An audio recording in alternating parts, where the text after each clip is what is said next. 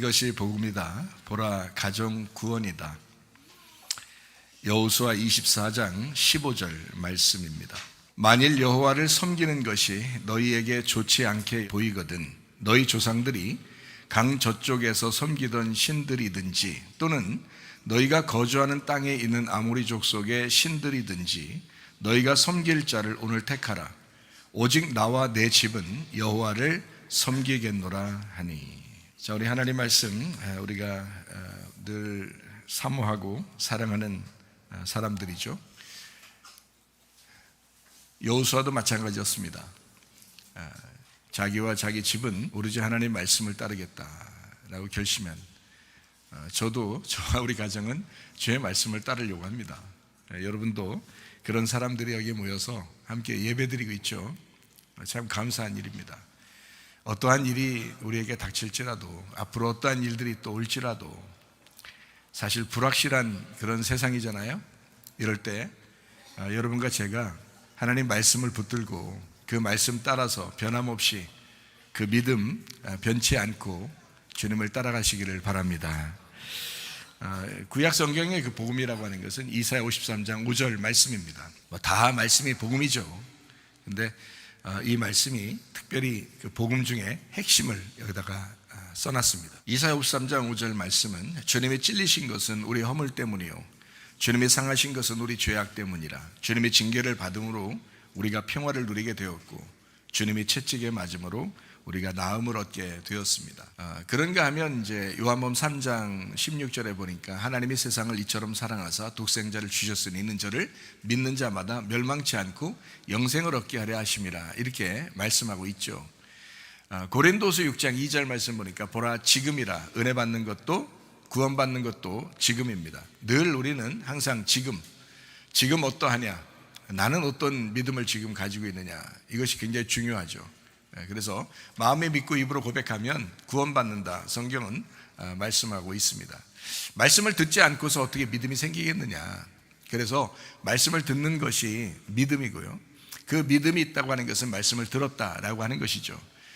여리고성에 라합이라는 여자가 있었습니다. 정탐꾼이 가죠. 정탐꾼이 갔을 때 그 여자가 그 정탐꾼들에게 얘기합니다. 고백합니다.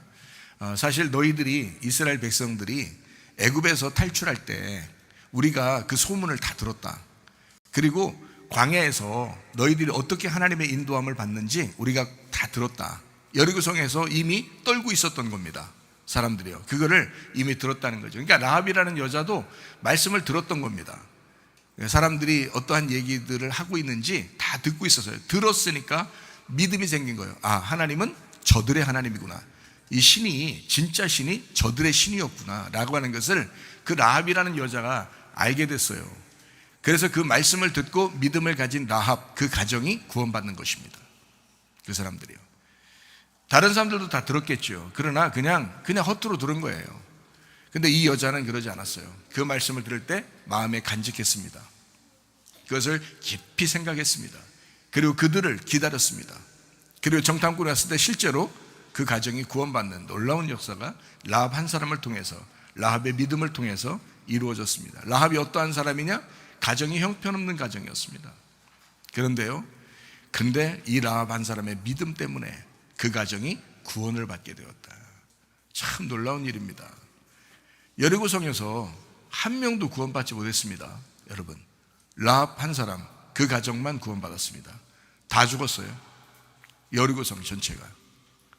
근데 라합 한 사람, 그 가정만 구원받았다. 뭐 때문에요? 라합이 그 말씀을 귀 기울였기 때문에 그렇습니다. 그 믿음이 생긴 거예요. 사람들의 이야기가 그냥 들리는 말이 아니라 하나님은 이스라엘의 하나님이다라고 하는 것을 그 마음속에 간직한 거예요. 믿은 겁니다.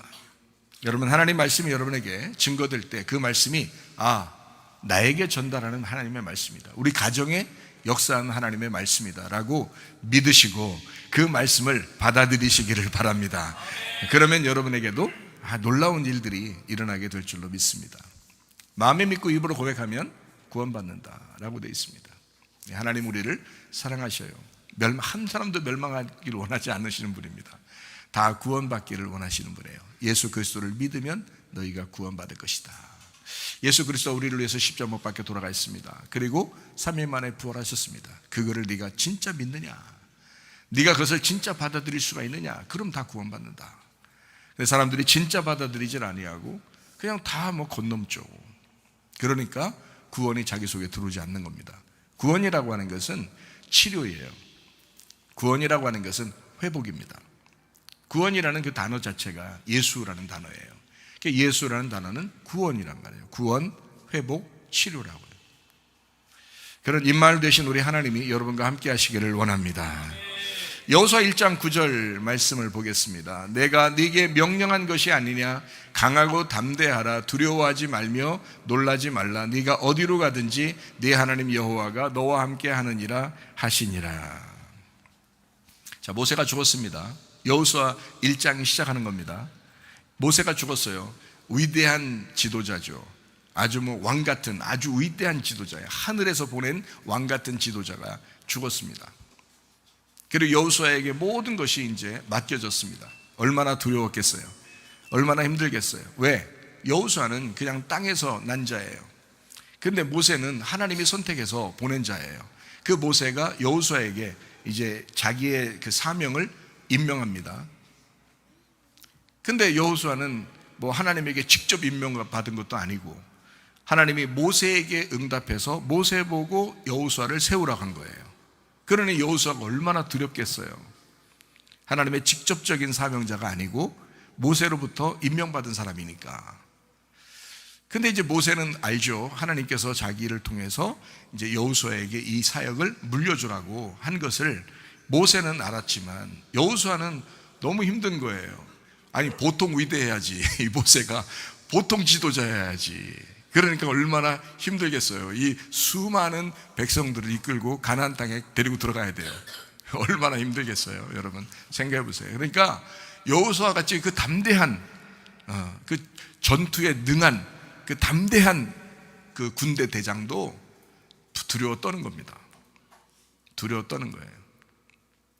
그때 여호수아 1장 9절에 이렇게 말씀을 하는 거죠. 내가 네게 명령한 것이 아니냐? 강하고 담대하라. 두려워하지 마라. 놀라지 마라. 네가 어디로 가든지 네 하나님 여호와가 너와 함께 하신다. 놀라운 이야기를 들은 겁니다. 모세가 죽은 다음에 주님께서 모세의 종 여호수아에게 말씀하십니다. 여호수아 1장 1절 말씀입니다. 여호와의 종 모세가 죽은 후에 여호와께서 모세의 수종자 눈의 아들 여호수아에게 말씀하여 이르시되. 말씀하시지만 두렵죠. 모세하고 비교하니까. 아무래도 이스라엘 백성들이 모세하고 비교할 거 아닙니까? 모세는 위대한 지도자예요. 근데 이제 여호수아하고 모세하고의 이 차이를 여러분 우리가 알아야 되는데요. 왜 그러냐면 모세는 율법의 왕이에요. 율법의 왕. 여호수아는 은혜의 왕이에요. 그러니까 이 두 개가 하나로 떨어져서는 안 돼요. 모세가 모세의 역할을 하면은 여호수아가 여호수아의 역할을 하면서 모세를 완성하는 거거든요. 그런데 이거를 여호수아가 만약에 떨어뜨려 생각하면 모세는 율법적으로 너무 완벽한 왕이고 자기는 이제 뭐 은혜스럽게 된 왕이란 말이에요. 그러니까 이게 지금 떨어져서 생각하면 두려운 거예요. 근데 이거를 합쳐놓고 생각하면 이게 하나인 거예요. 이게 이런 거죠. 자, 성경은 이렇게 되어 있습니다. 다윗 왕을 하나님이 선택을 하죠. 언제 선택해요? 어릴 때 선택합니다. 어릴 때 선택하고서 다윗을 바로 왕 세웠나요? 아니에요. 훈련 기간이 필요한 거예요. 훈련을 하는 겁니다. 계속 사울에게 쫓김당하도록 계속해서 광야에서 훈련하는 거예요. 그때 눈물을 많이 흘렸죠.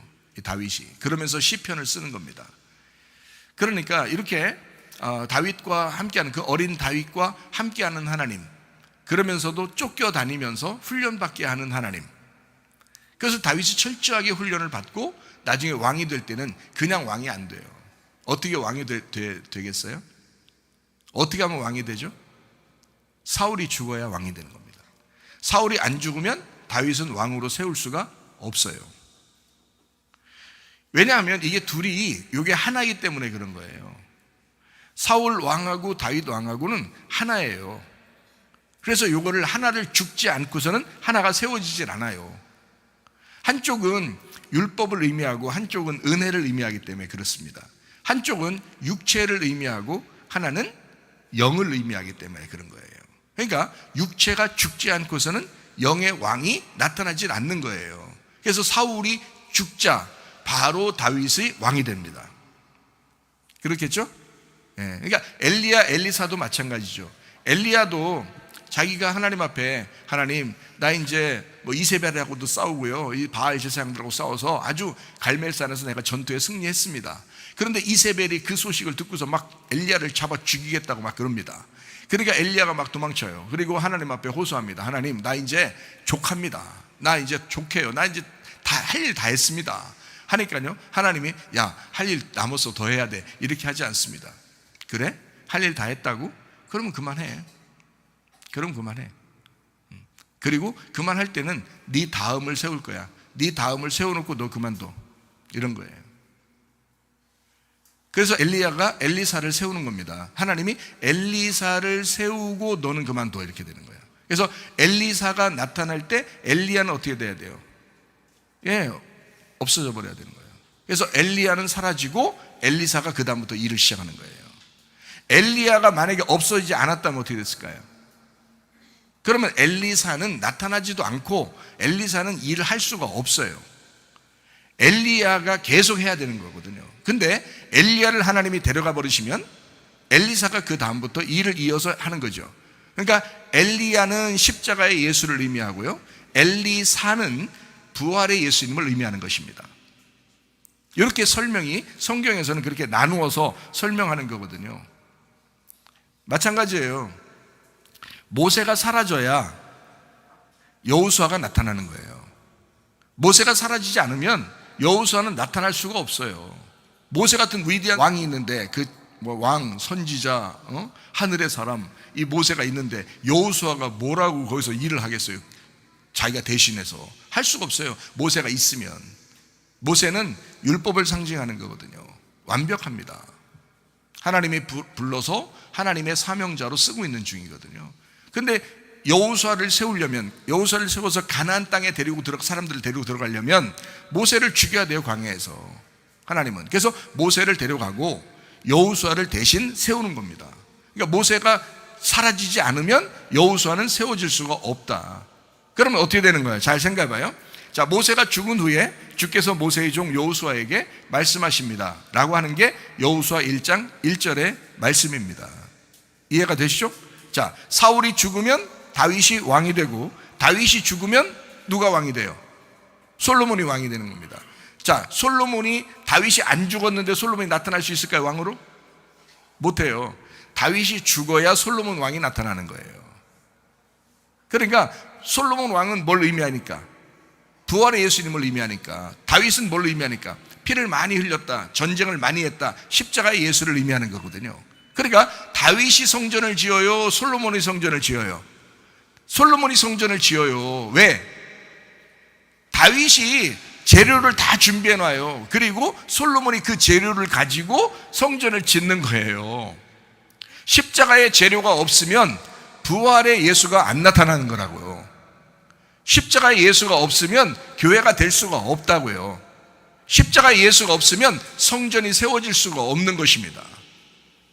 그래서 다윗이 죽어야 솔로몬이 나타나는 거예요. 사울이 죽어야 다윗이 나타나고요. 모세가 죽어야 여호수아가 나타나는 것이다. 이게 성경의 원리예요. 사실 이런 원리를 다 깨닫고 알고 있었으면, 지금 우리는 성경을 창세기부터 요한계시까지 보면서 이걸 원리를 아니까, 그러니까 여호수아 두려워할 필요가 없었네 라고 하지만, 여호수아는 지금 처음 그 삶을 살고 있는 사람이잖아요. 그러니까 두려워할 수밖에 없다고요. 두려워할 수밖에 없다. 이게 무슨 원리인지를 잘 몰랐을 수도 있다고요. 그러니까 하나님께서 직접 나타나시는 겁니다. 자, 모세가 죽었지? 이제 내가 너와 함께 할 거야. 하나님이 나타나시는 거죠. 그게 원리니까 우리는 이제 알겠죠. 이것을 성령의 조명으로 이제 밝히 보면 아는 거예요. 우리는 이해하면 되는 거지만, 그때는 그 사람들은 그걸 살아야 되거든요. 그렇게 사는 사람들은 어떨 때는 판단 미스해가지고 실수도 하고 실패도 하고 막 이래요. 그렇지만 우리는 실패할 이유가 없어요. 실수할 이유가 없다. 왜? 창세기부터 요한계시록까지 전체를 보면서 말씀을 이해하고 있으니까, 그렇게 이해할 수가 있으니까. 자, 모세는 율법을 상징합니다. 여호수아는 뭘 상징한다고 그럼? 은혜를 상징하는 것입니다. 율법이 끝나면 은혜의 시대가 다가오는 거죠. 그래서 율법이 끝나야 은혜의 시대가 온다. 모세가 죽어야 여호수아가 등장하는 것이다. 여호수아 등장하면 율법이 사라지는 건가요? 없어지는 건가요? 지금 끝난다고 했잖아요. 사라진다 했잖아요. 그래야 은혜가 온다 했잖아요. 그러면 진짜 없어진 거예요? 아니에요. 잘 생각해봐요, 여러분. 예수님이 십자가 못 박혀 돌아가시면 그 예수님이 사라진 거예요? 아니죠. 그 예수님이 부활해서 그 예수님이 지금 우리와 함께 있다고요. 이해가 되십니까? 예수님은 한 분이라고. 근데 십자가의 죽음의 예수, 부활의 예수님 이렇게 나온다고요. 그러면 구약 성경에 있는 모든 사람들은 어떻게 나와야 되는 거냐면 두 사람이 같이 나와서 하나를 설명해야 되는 거예요. 무슨 말인지 알겠어요? 엘리야가 먼저 나와서 십자가 예수를 설명하면, 갈멜산 전투죠. 십자가 예수를 설명하면 그 다음에 엘리사가 나타나서 부활의 예수님을 설명해야 되는 거예요. 자, 사울이 나타날 때는 다윗이 나타나는 거예요. 그리고 다윗이 죽으면 솔로몬이 나타나야 되는 거예요. 그래서 이 세 가지가 같이 나타나요. 왜 이 세 가지라고 제가 설명하냐면 이렇게 말하는 겁니다. 잘 들으세요, 성경. 왜 세 가지로 나타나냐면, 자, 아담과 하와가 있을 때 아기를 몇 명 낳았어요? 아담과 하와가 몇 명 낳았죠? 수없이 많이 낳았어요. 수없이 많이 낳는데 성경에 기록된 것은 몇 명 나타나요? 3명 나타나요. 아담과 하와가 누구 먼저 낳았어요? 가인과 아벨을 먼저 낳았어요. 그리고 또 하나 누구 낳았어요? 하나, 둘, 셋, 이렇게 셋 낳았어요. 그래서 아담과 하와가 아기를 낳았을 때, 자, 900년 넘게 사는데 3명만 낳았을까? 계속 고통 없이, 고통을 받겠다. 그 다음에 아기를 낳았으니까, 그죠? 선악과 먹고 난 다음에 아기를 낳았으니까 계속 고통은 받겠지만 계속 아기를 낳는 거예요. 900살 돼도 늙어서 돌아가시는 게 아니야. 그때는 노화가 안 돼요, 잘. 그래서 계속 아기를 낳을 수 있단 말이에요. 900살 넘게. 아기들은 분명히 있죠. 그래서 가인이 아벨 죽이고 도망가서 어떤 여자 하나를 만났어요. 만약에 아담과 하와가 가인하고 아벨만 낳았으면 여자는 어디서 나타났어? 그 여자는. 그러니까 가인이 도망가면서 뭐라고 그러냐면, 하나님 혹시 우리 형제들이, 여기 있는 그 땅에 있는 사람들이 나를 죽일 것 같습니다. 아벨을 죽였으니까 자기가. 이게 다 형제들이란 말이에요. 다 형제 자매들이란 말이에요. 얼마나 많은 사람들이 있는지 모르잖아요. 그러니까, 그런데 성경은 어떻게 기록하냐? 그 사람들 이름을 다 기록할 수가 없어요, 성경은. 성경에 예수님이 나오는, 예수님의 족보에 대한, 예수님이 나오는 이름에 대해서 그 줄기를 써야 되니까 핵심만 탁탁탁 쓴 거라고요. 그래서 성경이 잘못 보면 이해가 잘 안 된다고 그래서 핵심만 탁탁 썼기 때문에. 근데 핵심을 썼어도 성경이 이해되도록 우리에게 내용 증명, 이 내용은 딱 증명이 돼 있다고요. 가인과 아벨을 먼저 낳았어요. 근데 아벨이 죽었네요. 그러니까 하나님이 셋이라는 아들을 또 아담과 하와에게 직접 주는 거예요. 그래서 아담과 하와는 3명의 아들을 낳는 겁니다. 가인, 아벨, 셋, 이렇게. 그러면 가인은 뭘 상징하는 걸까요? 가인은 뭘 상징해요? 나라고 하는 첫째 아들, 이 땅에 태어난 나, 육체라는 나, 죄를 가진 나. 그래서 예수님이요, 이 땅에 오실 때는 죄를 가진 나의 모습으로 오는 거예요. 그게 가인의 모습이라고. 가인의 모습이면 가인이 틀림없이 누굴 죽이는 거예요? 아벨을 죽이는 거예요. 가인은 아벨을 죽이게 돼 있어요. 그러면 죽이면 죽임 당하시는 예수님이 계셔, 그죠? 십자가에 못 박혀 돌아가시는 예수님, 나 때문에 죽임 당하시는 예수님이라고요. 결국 예수의 십자가를 잘 깨달았다고 하는 것은 무슨 뜻이냐? 내가 예수를 죽였구나, 내가 예수를 죽였구나라는 것을 깨닫는 사람이 예수를 잘 믿은 거라 이 말이에요. 예수님을 잘 깨달은 거라 이 말이에요. 그게 가인의 모습이라고요. 가인의 모습, 나 같은 모습이 아벨이라고 하는 예수를 죽인 거야. 무슨 말인지 아시겠어요? 그래서 죽임 당하신 예수, 그 다음에 어떻게 해요? 셋이라는 아들을 주셔서, 다시 말하면 부활한 예수, 아벨 때문에 셋이라는 아들을 주었다라고 하는 부활의 예수를 설명하는 거란 말이에요. 자, 죄인의 모습으로 온 가인 같은 예수, 아벨의 모습으로 오는 우리를 위해서 십자가 못 박혀 죽으시는 예수, 셋이라고 하는 하나님의 이름을 가지고 하나님의 특성을 가지고 부활하신 예수, 이렇게 세 가지가 돼야 예수님 한 사람을 설명한다고요. 예수님 한 분을. 그거를 이 두 가지로 말해서 예수님의 십자가와 예수님의 부활을 두 개로 설명할 때는 이렇게 두 개로 말하는 거예요. 두 개로. 모세와 여호수아, 엘리야와 엘리사. 무슨 말인지 알겠죠? 근데 이것이 세 가지로 설명하는 거라고요. 세 가지로. 원래는 세 가지인데 정확하게 말하면 세 가지로 설명하는 건데 이거를 두 개로 말할 때는 율법과 은혜 이렇게 말하는 거예요. 자, 우리 이 말씀들을 좀 이해하는 차원에서 우리가 왜 이 모세하고 여호수아를 이제 같이 보느냐 봐봐요. 엘리야가 죽으면 엘리사가 나타난다 그랬죠. 사울이 죽으면 다윗이 나타난다 그랬죠. 그리고 다윗이 죽으면 솔로몬이 나타난다 이랬죠. 예. 그러면은 요게 이제 어떻게 보냐면 이렇게 보는 거예요. 다윗이 준비한 성전 재료를 가지고 솔로몬이 그 성전을 건축한다 이렇게 보는 거죠. 그러니까 요게 하나는 십자가요, 하나는 부활을 의미하는 거란 말이에요. 그래서 둘은 어떻게 돼요? 떨어질 수 있어요? 아니면 하나예요? 하나라고요.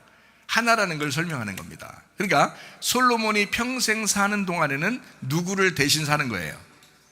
다윗을 대신 사는 거예요. 예, 그러니까 아들은 아버지인 거지. 예, 아버지가 아들로 사는 거죠. 이해가 되죠? 그러니까 모세는 사라지고 자, 여호수아가 살게 돼요. 지금 여호수아는 누구를 사는 거예요? 예, 모세를 사는 겁니다. 그래서 여호수아가 모세를 완성하는 거예요. 다윗을 솔로몬이 완성하는 거라고요. 자, 성경 이해가 되겠죠? 예, 그래서 모세가 죽고 여호수아가 이제 세움 받을 때 하나님이 나타나셔요. 말씀하시는 겁니다. 이제 직접적으로 말씀하죠. 모세가 있을 때는 어떻게 해요? 여호수아한테 직접 말하지 않습니다. 하나님이 모세에게 말하죠. 자, 엘리야한테 하나님이 직접 말하죠. 엘리사한테 직접 말하지 않습니다. 엘리야가 있으면. 근데 엘리야가 다 이제 떠나가면 엘리사하고만 하나님이 얘기합니다. 그렇죠? 그러니까 모세가 떠나가면 여호수아에게만 직접 하나님이 얘기합니다. 무슨 말씀인지 아시죠? 그래서 왜냐하면 모세를 여호수아가 사는 거고 다윗을 솔로몬이 사는 거고 엘리사가 엘리야를 사는 겁니다. 같이 사는 거예요.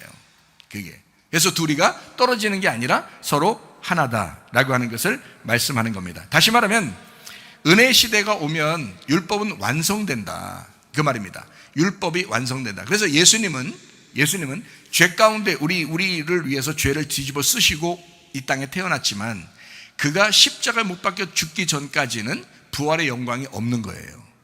그러니까 죄를 가지고 이 땅에 오시고 십자가의 죽음을 죽으시고 그리고 부활하신다. 요 세 가지를 전체 가지고 계신 분이 예수님이라는 거예요.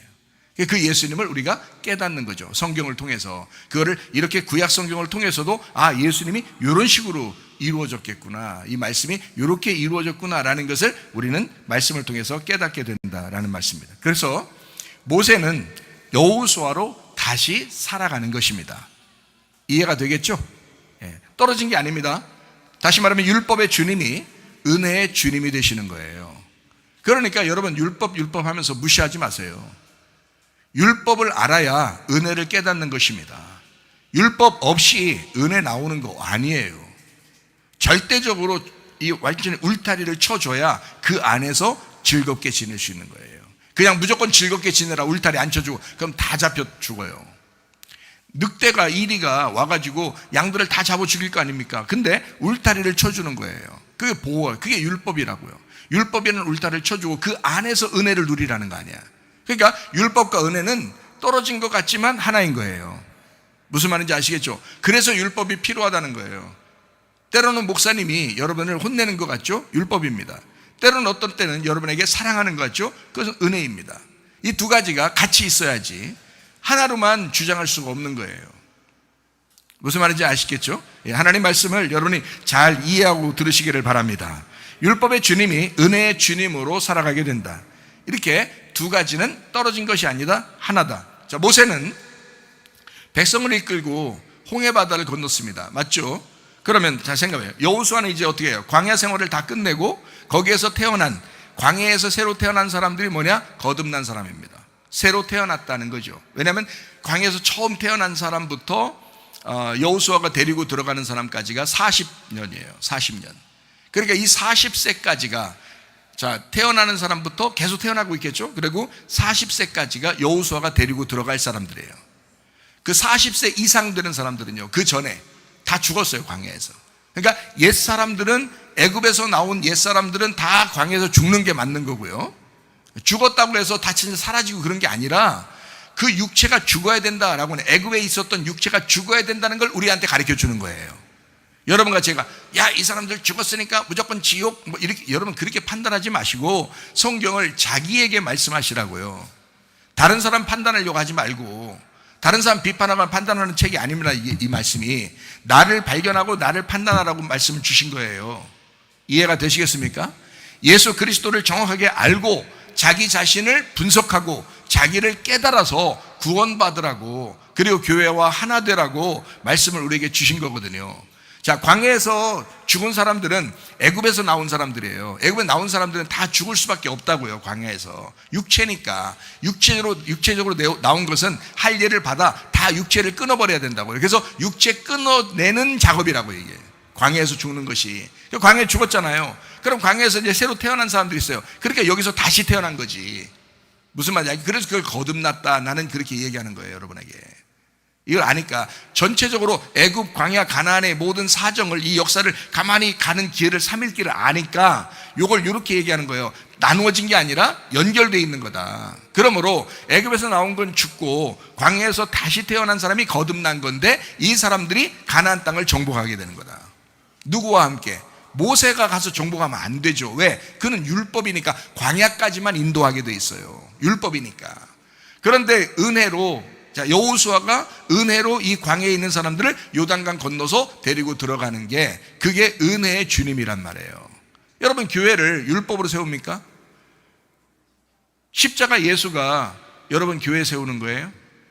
아니에요. 부활하셔야 교회가 세워지는 겁니다. 부활하셔야. 은혜의 주님이 우리에게 와야 그게 교회가 건축되는 거예요. 가나안 땅 정복은 반드시 여호수아가 데리고 들어가야 되는 거예요. 모세가 데리고 들어갈 수가 없어요. 모세를 좀 더 살게 하면 되지. 그러면 모세가 데리고 들어갈 수 있잖아요. 모세를 좀 더 이렇게 나이가 많게 더 살게 하는 것은 하나님이 할 수 있잖아요. 모세가요, 죽을 때까지 눈이 흐려지지 않았다는 얘기입니다. 그 말은 모세가 죽을 때까지 젊은 사람이었다는 거예요. 아직 이런 청년이란 얘기가 아니라 나이가 많았겠죠. 근데도 눈이 흐려지지 않은 사람이에요. 그만큼 맑은 정신을 가진 사람입니다. 그렇다면 하나님이 일부러 데려가지 않으면 죽질 않는다는 얘기예요. 그래서 하나님이 일부러 모세를 데려갔고 여호수아를 세우는 거예요. 왜? 성경은 모세와 여호수아를 통해서 율법과 은혜를 설명하는 것이니까. 모세는 홍해바다를 건너서 광야까지 인도하는 거고, 여호수아는 이제 광야에서 사람들이 이제 죽고 광야에서 새로 태어난 사람들을 데리고 거듭난 백성들을 이끌고 요단강을 데리고 들어가는 것입니다. 요단강을 건너서 가나안 땅에 데리고 들어갈 수 있도록 요단강을 들어가고 요단강에서 나오는 거예요. 모세 때는 어떻게 했어요? 애굽에서 나와가지고 홍해바다에 들어갔다가 홍해바다에서 나오잖아요. 근데 여기는 이제 여호수아는 어떻게 해요? 요단강에 들어가서 요단강에서 나오는 거죠. 그죠? 그렇게 하나님은 이렇게 성경을 만들어 놨다. 자, 여호수아 1장 5절 말씀입니다. 내 평생에 너를 능히 대적할 자가 없으리니 내가 모세와 함께 있었던 것 같이 너와 함께 있을 것임이니라. 내가 너를 떠나지 아니하며 버리지 아니하겠다라고 말씀합니다. 하나님이 함께 하시면 됩니다. 하나님이 함께 하시면 모든 것이 끝납니다. 하나님이 우리 편이시면 끝나는 거예요. 내가 하나님 편이면 끝난 겁니다. 모든 게임에 가장 우승자와 함께 있으면 우승하는 거거든요. 근데 하나님이 우승자거든요. 하나님과 함께 있으면 두려울 게 없습니다. 그렇죠? 근데 왜 두려운가? 하나님이 함께 있는 것 같지가 않으니까 두려운 거야. 딴 사람한테는 하나님이 함께 하는 것 같은데 자기 기도는 안 들어줄 것 같으니까, 그러니까 무서운 거야. 그러니까 두려운 거야. 하나님이 나와 함께 하신다면 두려울 수가 없죠. 자, 생각해 보세요. 여호수아 1장 9절 말씀입니다. 내가 네게 명령한 것이 아니냐. 강하고 담대하라. 두려워하지 말며 놀라지 마라. 내가 어디로 가든지 네 하나님 여호와가 너와 함께 하느니라 하시니라. 보세요. 하나님께서 우리와 어디로 가든지 함께 하시면 그만이죠. 그죠? 아니, 하나님이 나와 함께 하시면 끝나는 거 아닙니까? 내가 어디에 있든지 무엇을 하든지 하나님 나와 함께 하실 거야. 그러면 뭐 게임 오버예요. 제가 그걸 경험했어요. 제가 그걸 주님 앞에 응답을 받았다고요. 아, 내가 어떠한 짓을 하고 있을 때도 하나님이 거기에 나와 함께 있었다. 하나님이 눈물을 흘릴지언정 그래도 나와 함께 하고 있었다라는 것을 응답해 주셨어요. 아, 눈물 더 나더라고. 그러니까 눈물 더 나더라고. 하나님이 나와 함께 하신다라고 하는 것을 정확하게. 여러분, 그래서요, 하나님 우리와 함께 하시니까 우리 모든 사람이, 자, 지옥 갈 사람이 있겠어요, 없겠어요? 응? 지옥 갈 사람이 있겠어, 없겠어? 없어. 원래는 없어야지. 그렇잖아요? 아니, 여러분, 지옥에 왜 가는 거예요? 지옥에 왜 가는 거예요? 죄 때문에 지옥 가요. 죄 때문에. 그런데 그 죄를 예수님이 십자가 못 박혀 돌아가시면서 그 죄를 다 해결했나요, 안 했나요? 다 해결했어요. 사실은 모든 죄를 다 해결했다고. 무슨 말이야? 그러니까 한마디로 말하면 죄 때문에 지옥 가는 것은 한 사람도 없다. 죄 때문에 지옥 가는 사람은 한 사람도 없다. 어떤 사람은 그러대요, 저한테. 아유, 제가요 죄 지은 게 많아가지고요 교회를 미안해서 못 나가겠어요, 이런 사람도 있더라고요. 그럴 필요 하나도 없습니다. 죄 때문에 지옥 가는 건 없어졌어요. 예수님이 그 죄를 다 짊어지고 다 이루었다 그러면 그 죄가 다 사라진 거예요. 죄 때문에 지옥 갈 사람은 한 명도 없습니다. 정확하게 아셔야죠. 복음은 성경대로 정확하게 아셔야죠. 죄 때문에 지옥 가는 것은 아닙니다. 다시 말하면 하나님이 일방적으로 우리와 함께 하시고요, 하나님이 일방적으로 십자가 못 박혀 돌아가시면서 우리의 모든 죄를 다 끝냈잖아요. 뭐 누가 거기서 더 할 일이 있습니까? 우리가 더 할 일이 있어요? 아니에요. 예수님이 십자가 못 박혀 돌아가신 것은 모든 죄를 짊어지고 일방적으로 돌아가신 거예요. 내가 너희 죄를 다 사해줄게. 너희 빚을 다 갚아줄게. 다 빚을 다 갚았는데 빚쟁이가 쫓아와가지고 너 아직도 죄인이지 그러니까 거기 겁나가지고 또 막 빚진 놈처럼 도망다니는 거예요. 그게 사람들이라고요. 예수님이 이미 빚을 다 갚았는데, 죄를 다 갚아줬는데, 근데 아직도 빚쟁이에게 쫓겨다니는 거라고요. 무슨 말인지 아십니까? 자, 하나님이 일방적으로 함께 하시고 사랑하시고, 자, 자기 아들을 보내서 죽게 하시고 우리를 구원하셨습니다. 모든 죄를 다 끝냈어요. 자, 죄가 있어요, 없어요? 없어요. 죄 때문에 지옥 갈 사람 한 사람도 없습니다.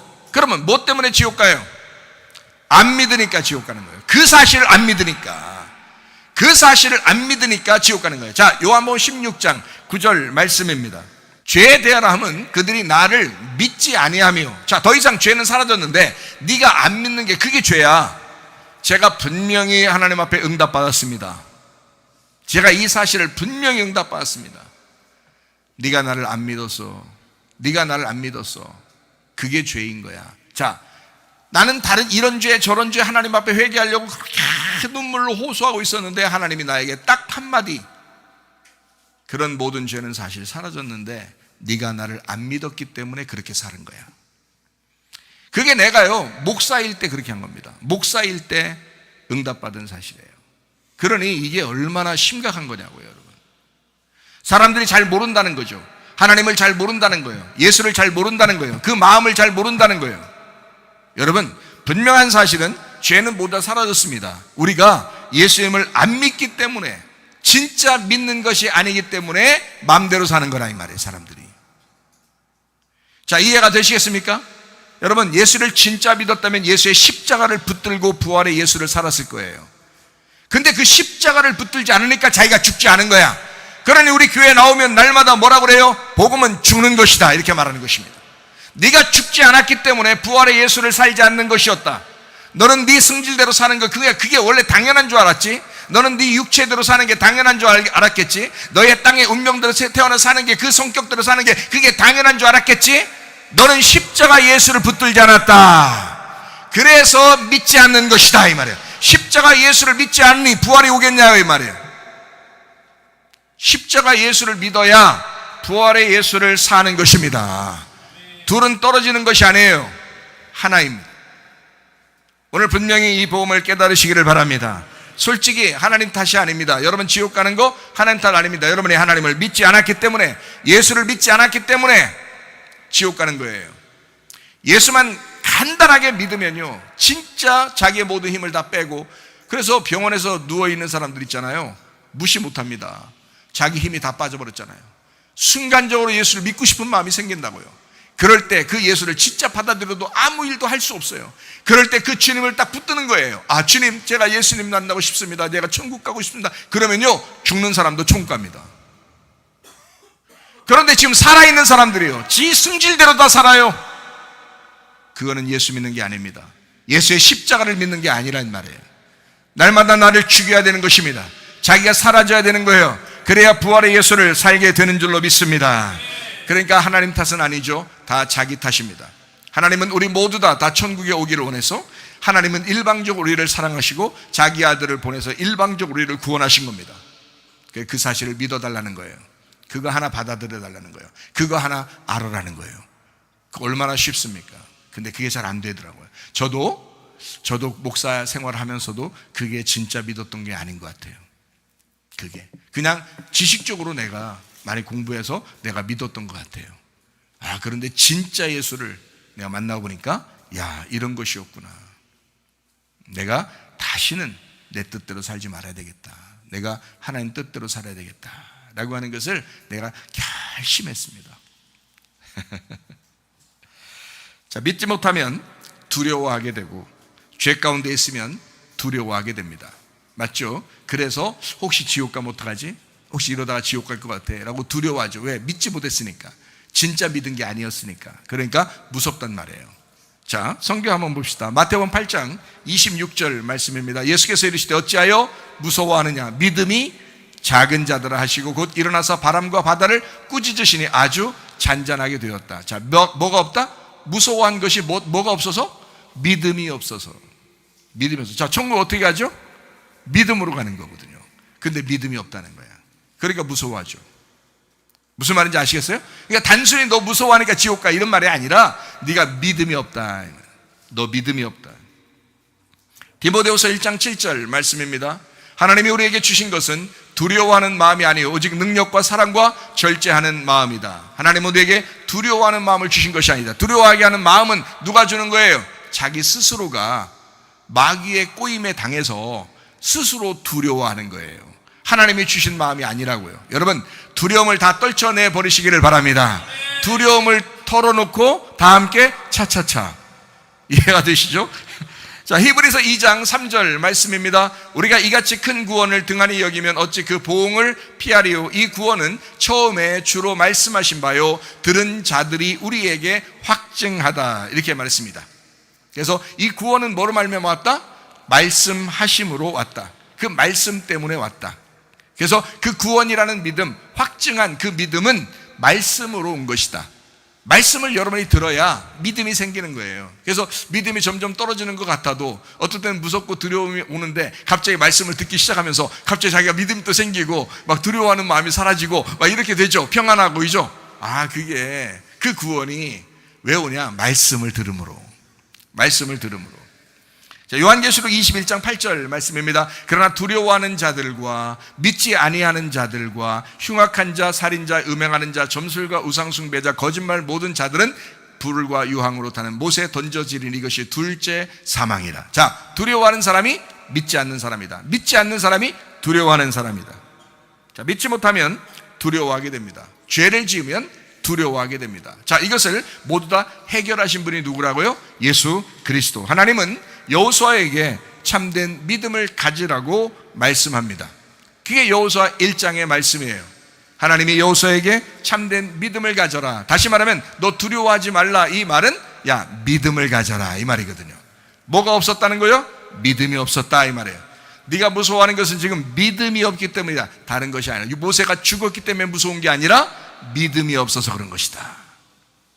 이해가 되시겠죠? 무슨 말인가? 예. 하나님을 믿고 두려워하지 말라고 여호수아 1장에 권고합니다. 하나님의 말씀을 믿는 것이 평화입니다. 여러분 말씀을 잘 믿으면요 막 평안해집니다. 그렇죠? 어떨 때는 막 말씀이 평안해져요. 말씀을 들으면서 마음이 평안해져요. 왜 그럴까요? 그 두려움이 사라진 것입니다. 믿음이 온 거예요. 여호수아는 모세의 율법책을 주야로 묵상해야 했습니다. 여호수아 1장 8절 말씀입니다. 이 율법책을 네 입에서 떠나지 말게 하며 주야로 그것을 묵상하여 그 안에 기록된 대로 다 지켜 행하라. 그리하면 네 길이 평탄하게 될 것이며 네가 형통하리라. 자, 어떻게 하면요? 주야로 말씀을 묵상해라. 여러분, 하나님의 말씀을 입으로 읊조리시고 큰 소리로 성경 읽는 것은 굉장히 좋습니다. 빨리 읽으려면 눈으로 읽어야 되지만 진짜 큰 소리로 성경을 읽으면 그 읽는 그 소리가 자기 귀에 다시 들어오기 때문에요. 굉장히 좋아요. 그래서 말씀을 묵상하라, 이 말은 계속 말씀을 읊조려라라는 거거든요. 계속 읊조리면서 하루를 살아라 그거예요. 아침과 저녁으로. 그러니까 온통 하나님의 말씀으로 둘러싸여서 살아라, 아침부터 저녁까지, 이 말이거든요. 주야로 말씀을 묵상해라.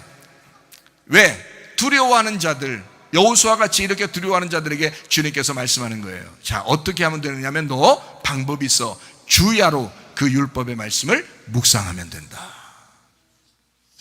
율법의 말씀 없이 복음은 존재하지 않기 때문입니다. 자, 여호수아가 되려면 모세를 정확하게 깨달아야 돼요. 모세라고 하는 율법을 정확하게 깨달아야 되거든요. 그래야 여호수아가 여호수아 되는 것입니다. 그래서요, 여호수아에게 하나님은 말씀합니다. 율법책을 내 입에서 떠나지 않게 해라. 너 주야로 말씀을 묵상해야 된다. 그 말씀을 정확하게 깨달으면 네가 지금 어떤 역할인지를 정확하게 알게 될 것이다. 그것이 여호수아의 역할, 은혜와 복음의 역할이다 라고 하는 것을 알게 되는 거죠. 율법과 복음은 나누어진 것이 아니다. 서로 하나이다. 주님은 이 땅에 오셔서 아버지 율법의 말씀을 해석해 주셨습니다. 예수님이요. 예수님 시대 때는 마태복음부터 요한계시록까지가 기록되지 않았습니다.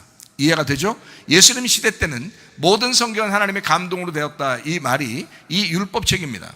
다시 말하면요, 율법책과 이 선지서, 이 말씀들이요, 자, 성경은 예수 그리스도, 그 말씀을 묵상함으로 예수 그리스도를 깨달아 구원받는 것이죠.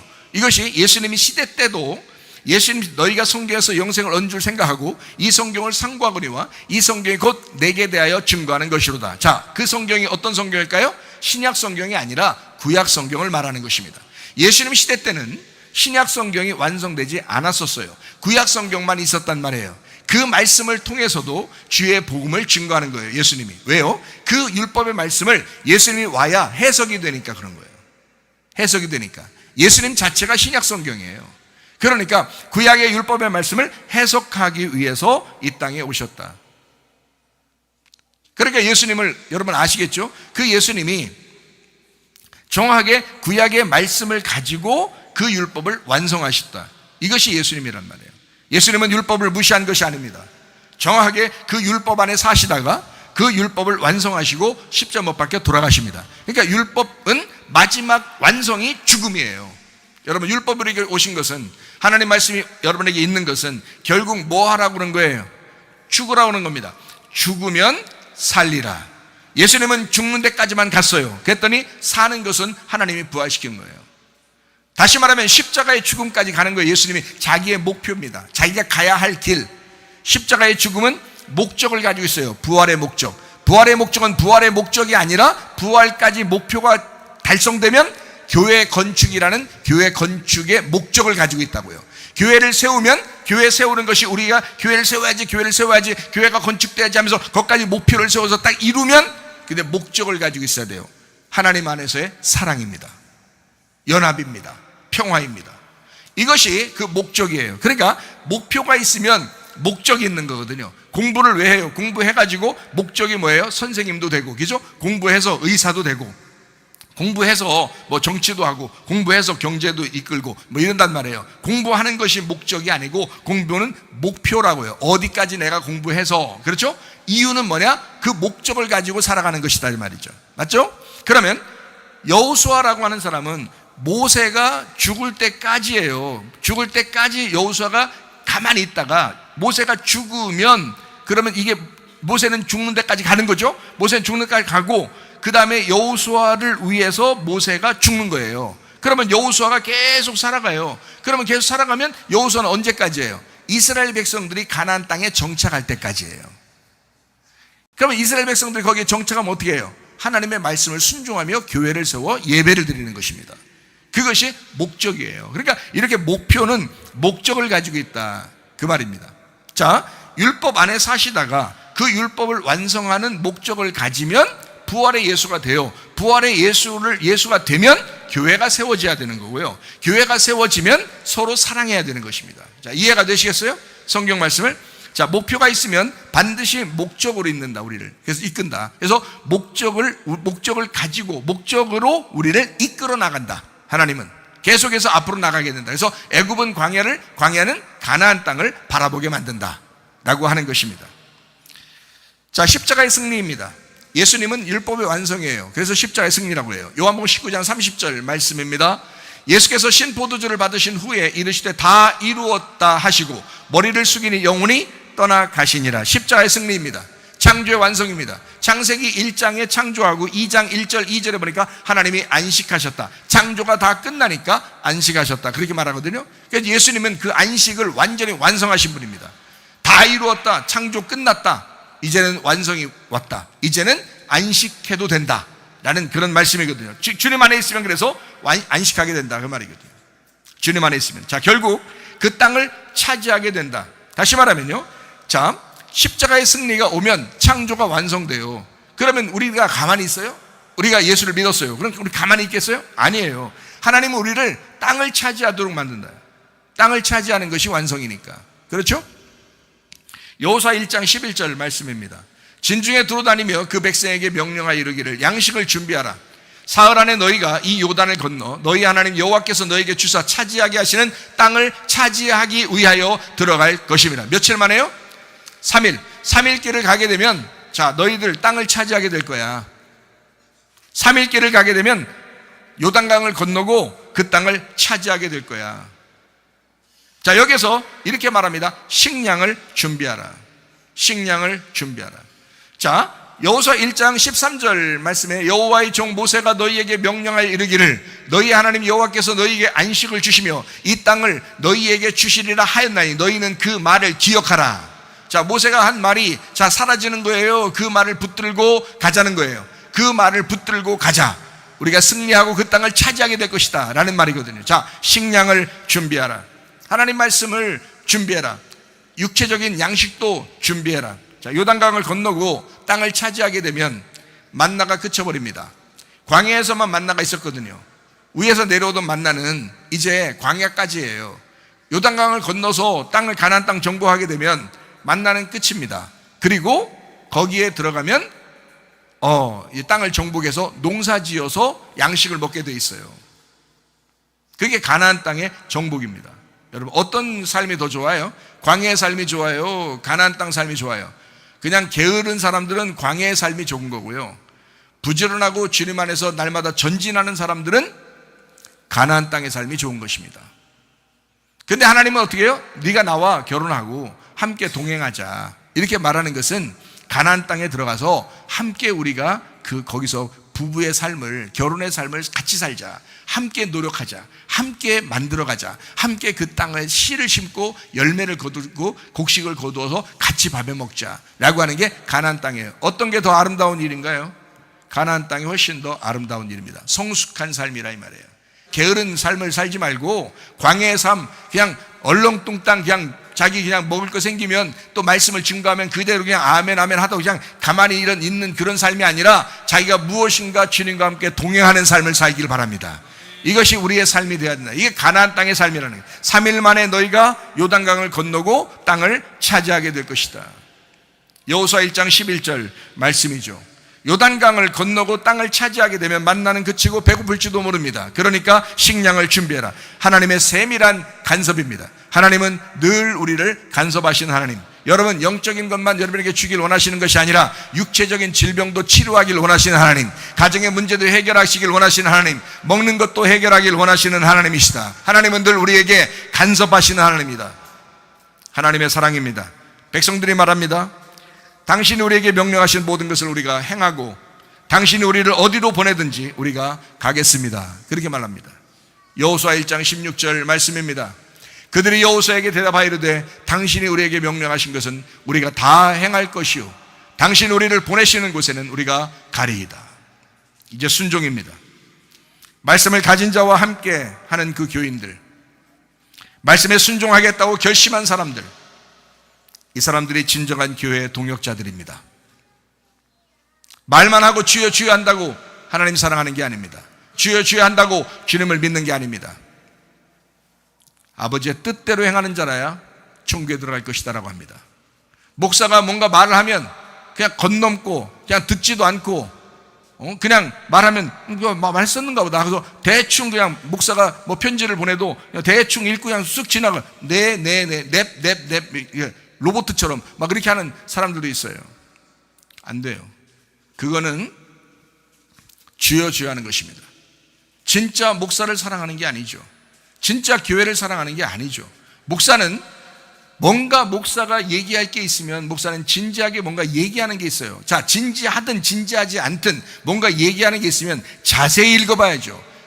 자세히 그냥 주여 주여. 자, 그러면서도 뭐라 하면 목사님 사랑합니다, 목사님 존경합니다. 말은 누구나 다 할 수 있죠. 말은 누구나 다 할 수 있죠. 그건 목사를 존경하는 게 아니죠. 목사를 진짜 존경한다면 냅 하기 전에 3번 이상을 읽고 이것을 이런 내용이었구나, 목사님 마음이 오죽했을까, 목사님 마음이 이런 거였구나 라고 이해해 주는 것이 목사를 사랑하는 거죠. 그것이 목사의 뜻을 알게 된 거잖아요. 근데 그렇지 않단 말이에요. 사람들이 네네 대답하고 나서 나중에 뭔 얘기했어 그러면 몰라요. 잊어버렸어요. 그렇게 하면 안 된다는 거죠. 주님에게도 마찬가지입니다. 주여 주여, 우리가 주님을 사랑합니다. 말로 하는 건 그건 누구나 다 해요. 그러나 아버지의 뜻대로 행하는 사람은 그렇게 많은 인원수가 아닙니다. 아버지의 뜻대로 살다가 주님 만나시기를 바랍니다. 아버지의 뜻대로 사는 게 이게 아버지의 뜻, 그것이 순종이란 말이에요. 여기에는 사람들, 여호수아가 함께 데리고 들어갔던 이 사람들요, 우리가 당신의 말씀을 다 순종하겠나이다. 당신이 가라면 가겠습니다. 당신이 하라면 하겠습니다. 무조건 당신의 말을 우리가 귀를 기울이고 그대로 결심하면서 행하겠습니다. 진정한 당신의 동역자가 되겠습니다 라는 이스라엘 백성들의 고백을 보십시오. 여러분, 교회가 어떻게 해야 됩니까? 함께 동역자들이 되시기를 바랍니다. 진정한 교회의 동역자는 말씀에 순종하겠다고 결심하는 사람들입니다. 그 말씀에 순종하기를 바랍니다. 이런 교회, 이런 가정, 이런 나라는 평안하게 될 것입니다. 나라와 민족을 위해서 기도하시기를 바랍니다. 지금 혼란한 시대입니다. 앞으로 더 혼란할지도 모릅니다. 그러나 나라와 민족을 위해서 기도하시기를 바라요. 가정과 교회를 위해서 기도하시기를 바랍니다. 두려워하지 말고 주님을 신뢰하고 주님을 인정하고 의지하고 믿기를 바랍니다. 반드시 선한 길로 하나님은 인도하실 것입니다. 시편 23편에 보면 이런 말씀이 있죠. 주님이 우리의 목자가 되면 우리의 결핍은 다 사라질 것이다. 우리를 푸른 초장으로 맑은 신의 물가로 인도할 것이다. 주님은 선한 주님이십니다. 선한 목자예요. 목사를 통해서 교회를 그렇게 이끌도록 만드시는 하나님. 주님께서는 여러분에게 푸른 초장 맑은 신의 물가로 인도하기를 원하시는 그런 주님이셔요. 여러분의 부족한 것을 채우기를 원하시는 주님, 결핍한 것을 채우기를 원하시는 주님이에요. 여전히 그런데도 사람들은 무서워하고 두려워하고 결핍이 있다고 하고 자기 뜻대로 사는, 자기 승질대로 사는, 자기 성격대로 사는 사람이 얼마나 많은가. 예수님이 목자가 안 되셔서 그런 겁니다. 예수가 여러분의 목자 되시기를 바랍니다. 가나안 땅은 정복당해야 합니다. 가나안 땅에 들어가는 것은 목적이 뭐야? 우리가 정복해야 되는 목적이 있습니다. 가나안 땅은 말씀입니다. 가나안 땅은 예수님입니다. 가나안 땅은 우리의 마음입니다. 어때요? 이 가나안 땅은 반드시 정복당해야 된다. 다시 말하면 예수를 잘 알아야 된다. 가나안 땅은 이스라엘 백성이 들어가서 차지해야 합니다. 잘 생각해봐요. 가나안 땅이라는 그 땅 안에 예수님의 말씀이 씨앗으로 돼서 심어져야 되기 때문에 그래요. 자, 하나님께서는 이스라엘 백성들을 그 씨앗으로 삼아서 가나안 땅에 심는 것입니다. 이해가 돼요? 자, 하나님의 말씀을 그 땅에다가 심는 것입니다. 자, 여러분, 땅은 뭐예요? 우리 양심이에요. 우리의 땅, 우리 가정, 우리 교회, 이게 땅이에요. 여기에다 뭘 심기로 해요? 여러분을 먼저 심은 것입니다. 하나님의 말씀을 여기다 심는 것입니다. 하나님의 말씀을 여러분의 양심 속에 심는 겁니다. 하나님의 말씀을 여러분의 가정에 심는 겁니다. 여러분, 하나님의 말씀을 여러분의 교회에 심는 겁니다. 그게 하나님의 말씀, 하나님의 아들이란 말이에요. 자, 땅이 있어요. 아들이 있으면 함께 축복이죠. 아들과 땅이 있으면 축복입니다. 여러분, 가정이 축복받는 한 해가 되시길 바랍니다. 가정과 교회가 축복받으려면 땅과 아들이 함께 있어야 된다. 하나님의 말씀이 여러분을 지배하셔야 된다. 가나안 땅의 주인은 예수 그리스도여야 합니다.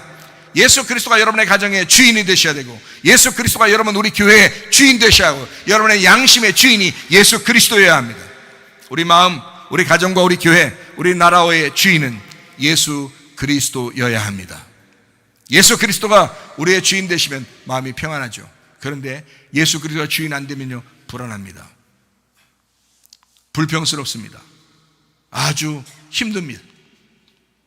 예수가 우리의 주인 되지 않으면 불안합니다. 두렵습니다. 무섭습니다. 그러나 예수가 우리의 주인 되시면 평안합니다. 모세와 함께 하신 하나님, 여호수아와 함께 하셨습니다. 우리가 분명히 보니까 알죠? 모세가 죽어도 여호수아는 막 두려워했어요. 무서웠어요. 그런데 하나님이 내가 너와 함께 할게 이러잖아요. 하나님의 연결되는 사랑입니다. 참 놀랍죠? 말씀을 정리합니다. 여호수아와 함께 하신 하나님, 우리와 함께 하십니다. 광야 38년 전에 하나님의 약속을 잊고 불순종했던 자들이 죽었습니다. 하나님의 시간이 도래합니다. 자, 여호수아, 내가 너와 함께 하겠다. 하나님의 카이로스 시간이 여호수아에게 임한 것입니다. 하나님의 시간에 들어간 이 사람들, 마음이 평안해집니다. 하나님의 시간 안에 들어오면 평안합니다. 하나님의 영 안에서 행복하시기를 바랍니다. 고린도후서 5장 17절 말씀입니다. 그런즉 누구든지 그리스도 안에 있으면 새로운 피조물이라. 이전 것은 지나갔으니 보라, 새 것이 되었도다. 여러분, 새로운 한 날, 한 해 사시기를 바랍니다. 영원히 여러분 평안한 날 사시기를 바랍니다. 여호수아 24장 15절 읽고 마치도록 하겠습니다. 만일 여호와를 섬기는 것이 너희에게 좋지 않게 보이거든 너희 조상들이 강 저쪽에서 섬기던 신들이든지 또는 너희가 거주하는 땅에 있는 아모리 족속의 신들이든지 너희가 섬길 자를 오늘 택하라. 오직 나와 내 집은 여호와를 섬기겠노라. 아멘.